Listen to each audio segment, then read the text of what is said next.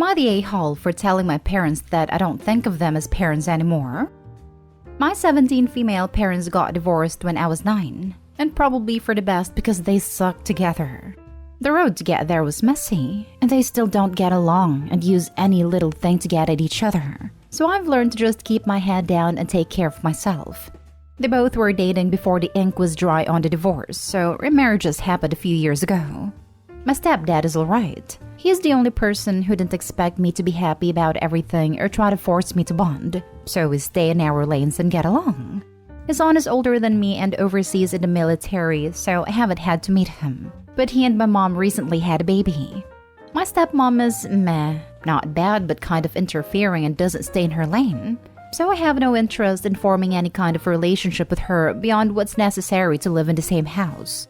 That upsets her, but she's a big girl and can deal with disappointment. It's not going to change at this point. Her kids are still in single digits and kind of irritating, so I avoid them when possible. My parents were busy dating and now dealing with their new families, so I've mostly been left to do my own thing. And when I'm home at either place, I stay in my room and mind my own business. I just got my college acceptance and scholarships finalized, so I'm planning for graduation. I'll be working away for the summer, and it would be more convenient travel-wise just to go directly from there to school in the fall. I already have most necessities with me, and can travel light and buy what I need for my dorm when I get there. My stepmom wants me to come back for a couple of weeks because people will want to spend time with me before I go to school. I told her that wouldn't be necessary. She told my dad, who asked me why, and I told him that at this point we don't have to all pretend we like each other anymore. So it's probably best to call it like it is, and for me to just go and spend some time away for a while. He has his family, mom has hers, and I'm just the last remnant of a failed relationship. So once I'm gone, we're all finally free.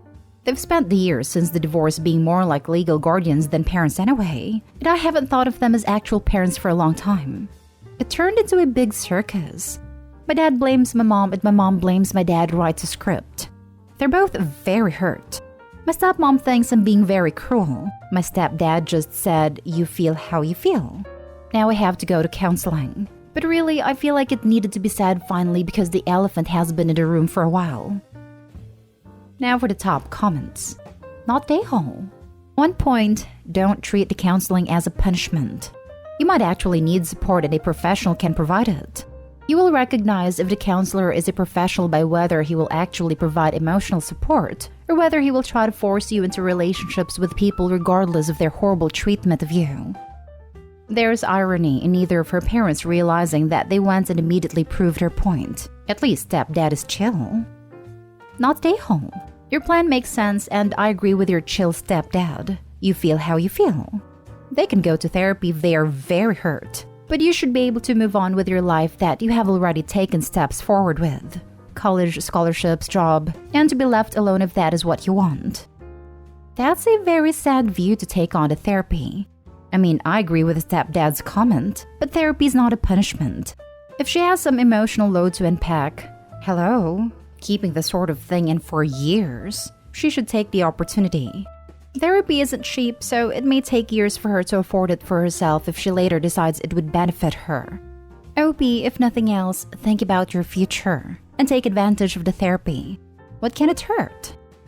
Not stay home. It sounds as if they were busy with themselves and still are. Because they are hurt. And I don't read any concern for your feelings, only how it makes them feel. But go to counseling. This is an opportunity and you should take it. Not because anything here is your fault, but a good counselor probably will tell your parents they need to address your feelings and have them look at how they handled things.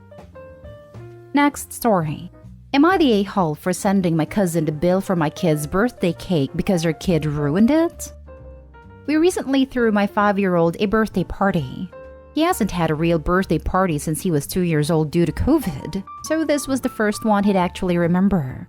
We wanted to make it special, so we invited all our closest friends, family members, and their kids. One of my cousins, a single mom, has a very unruly 6-year-old. He is loud, disobedient, and a nightmare in public.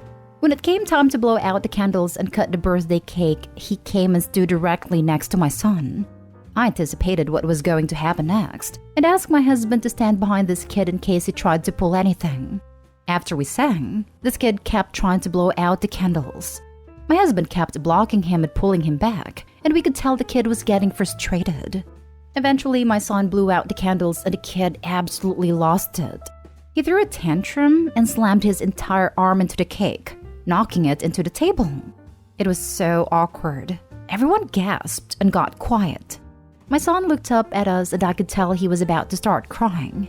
In an effort to not cause a bigger scene, my husband picked him up and whispered to him that we had another special cake just for him. We didn't, and he seemed to calm down. Meanwhile, his cousin was still standing there screaming and crying, his arm covered in cake, while his mom was nowhere to be seen. I walked him over to the sink and washed him off, and quietly told him that he shouldn't have done that to the cake, and that he should apologize to his cousin for what he did. He screamed no in my face and then ran away. My husband ended up running out to buy a sheet cake that we cut and served to everyone. I spoke to my cousin after the party about what happened since she wasn't in the room, and she brushed it off saying kids will be kids. I completely disagree. I've been to plenty of birthday parties where the other kids let the birthday boy/girl have their moment. I suggested she pay for the ruined cake, and she looked at me like I was crazy. I told her how important it was to us that this birthday be special to my son, since it would be the first one he remembered, and how all he would remember was that his cousin ruined a special moment. She got extremely defensive and refused to pay for anything. She then accused me of acting like the perfect mom and began to list the ways in which I was in fact not perfect. It was a hurtful conversation and we haven't spoken since. I sent her the bill for the ruined cake and she has not paid us. I actually feel she should pay for both cakes since her kid is the reason we had to get another one, but I didn't go that far. My husband thinks she'll never pay us and that I should drop the issue at this point.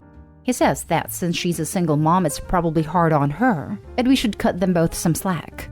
I understand that, but I feel like it's just letting her and her son off the hook, and this will lead to even bigger problems in the future if we don't hold them accountable.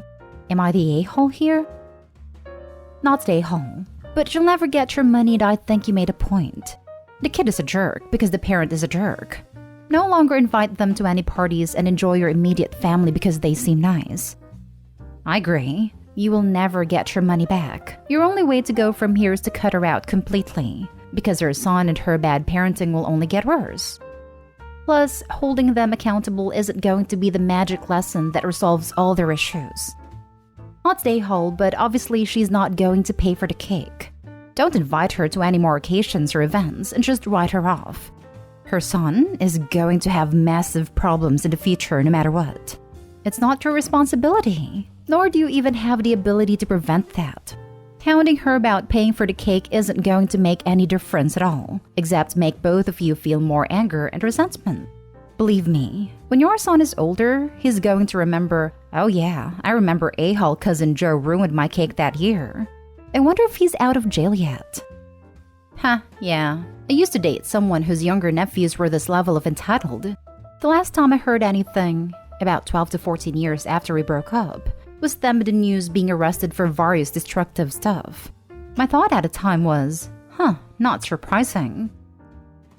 Next story is titled, Am I the a-hole for refusing to babysit one of my nieces anymore because she stole my son's medicine because she thought it was chocolate? I am a stay-at-home mom of 5 boys. And because I am the only one in our family who doesn't have a job, I also watch my 2 nieces, 5 and 11. Only the 5-year-old is my brother's genetic child. The 11-year-old is from my sister-in-law's previous relationship. Normally, I would have never mentioned that because our family treats both girls the same, of course, but it's relevant in this case. Since my brother and sister-in-law and parents all still work, they come over to my house every day and I care for them and help them with their virtual schooling along with my own kids. One of my boys has a problem with chronic constipation, to the point that he's had a problem with encaprices because of it. Doctors still don't know exactly what is wrong. We're still trying to figure it out. One of his medicines he has to take every day is those X-Lax chocolate bars. He has 1/2 square every morning. We've had issues in the past with the kids asking for chocolate because they see my son eat some. But I've explained it's not really candy, but son's medicine. My other son understands and is fine with it. There have been a few times my sister-in-law has asked if I could get a normal chocolate bar for the other kids, so everyone gets chocolate in the morning to make it fair. I refuse to do that because my kids don't need chocolate every day. And it wouldn't be fair to my son because this medicine is fairly bitter and certainly does not taste like real chocolate. So long story short, the 11-year-old ended up stealing all of my son's medicine and ate the whole thing one afternoon when I wasn't looking. Obviously, this did not turn out well for her, and her parents had to take her to the hospital because she was so sick. I was furious because she knew that was not allowed, but she said it wasn't fair that my son always got chocolate and she didn't. I told brother that I didn't want to watch 11-year-old anymore because I can't trust her not to steal my son's medicine. Sister-in-law is furious, saying she has no one else to watch her, and I could have fixed this by letting her daughters have chocolate to make it fair. I said I will still watch the 5-year-old, but not the 11-year-old, who is mad at me too and not apologetic at all. Brother is begging me to look past this, but honestly, I don't want to. I am so mad that she did this, and now I have to buy more medicine. Am I the a-hole?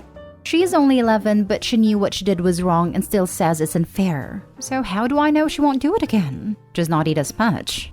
I don't know. Edit. Forgot to add that sister-in-law is accusing me of not wanting to watch 11-year-old because she is not related to me like 5-year-old is. Obviously, that is not true. I love them both equally. I just don't like the behavior of the eldest. The 5-year-old behaves fine. Now for the comments. Not the a-hole. You clearly explained that it was not chocolate and in fact medicine. Her mother needs to check herself. Not only does her daughter owe you an apology, so does she. You are providing a service that many parents have to pay thousands a month for. You certainly don't owe her daughter snacks that you wouldn't be giving your own children.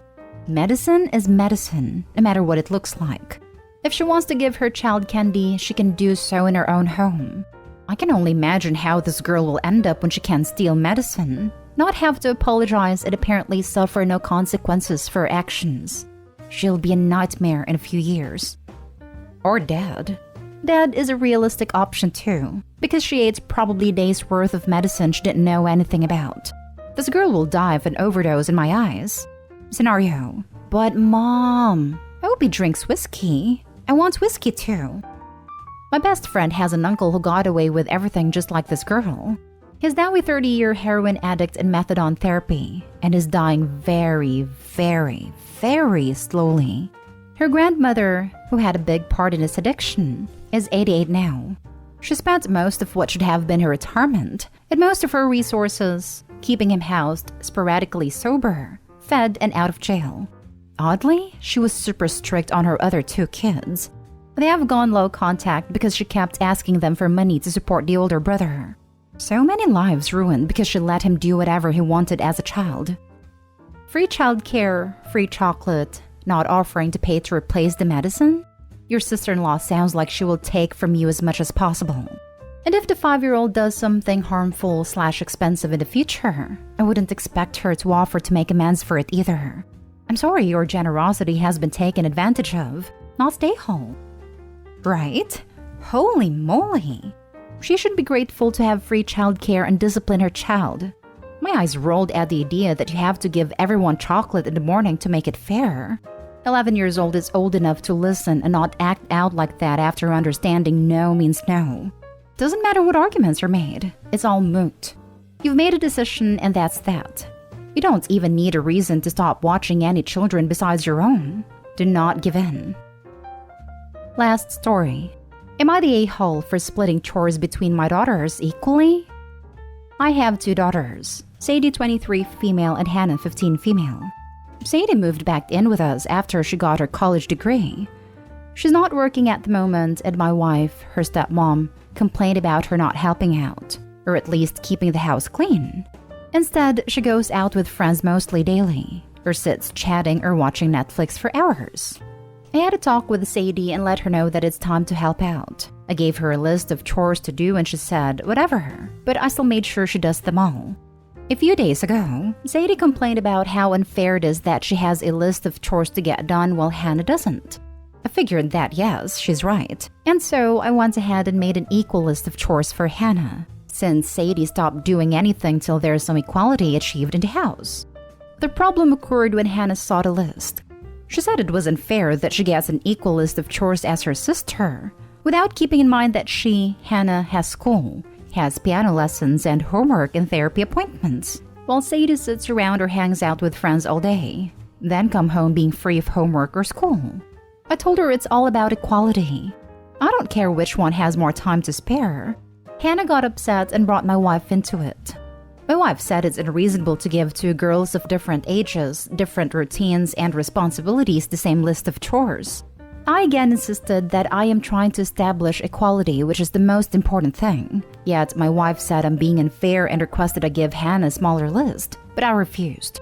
We began fighting, and I flat out told her that just because Hannah is her biological daughter doesn't mean she gets to be favored and cuddled. My wife got pissed over my statement and claimed I was enabling Sadie's irresponsible behavior. We went back and forth on this several times till we both blew up at each other. The girls have noticed because of the tension, and the house is now basically split into two teams. We still haven't reached an agreement, and my wife is choosing to die on this hill. Am I the a-hole? You're the a-hole. You say you're trying to establish equality, but all you're doing is punishing Hannah for Sadie's laziness. You tell your wife she's favoring her daughter. What do you think you are doing? They're not in the same place in life and should not be treated the same. Sadie sounds like a lazy freeloader, whom you've likely catered to her whole life, hence the attitude. And Hannah does work. Equality doesn't work this way. If someone pushes another person down, you don't comfort them both to keep things equal. Hannah's responsibilities include school and other things she does for her health. Having someone load a dishwasher when they aren't doing anything and dumping that on top of someone who is writing a paper before bed isn't equality. The total number of hours/energy exerted Hannah has on her plate is already there. If you put that on a scale and added the chores Sadie has to do, it would not be balanced. As an aside, I'm glad Hannah's in therapy. Very glad. You're the a-hole. Sadie can get off her butt and clean, and she needs a job ASAP. Hannah had a job. It's called school. Your wife is right, and this is really horrible parenting on your part. Stop enabling Sadie by punishing the child that has done nothing wrong. Having chores is one thing, but it's pretty obvious that was never required before. And I'd bet money that Sadie didn't have any when she was Hannah's age.